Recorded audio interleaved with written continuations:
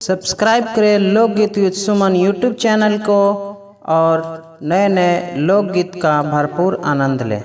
हाँ जी, सरवा के मोछिया कमाल कैले बा। हाँ जी, सरवा के मोछिया कमाल कैले बा।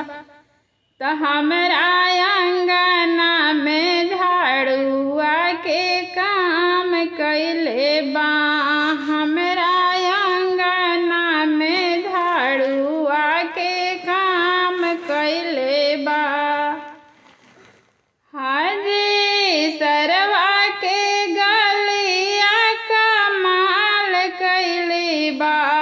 हाँ जी, सरवा के गलिया कमाल कैले बा।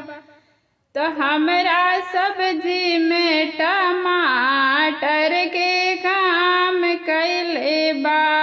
हमरा सब्जी में टमाटर के काम कैले बा। हाँ जी, सरवा के मोछिया कमाल कैले बा। हाँ जी, सरवा के मोछिया कमाल कैले बा। तो हमरा अंगना में झाड़ुआ के काम कैले बा।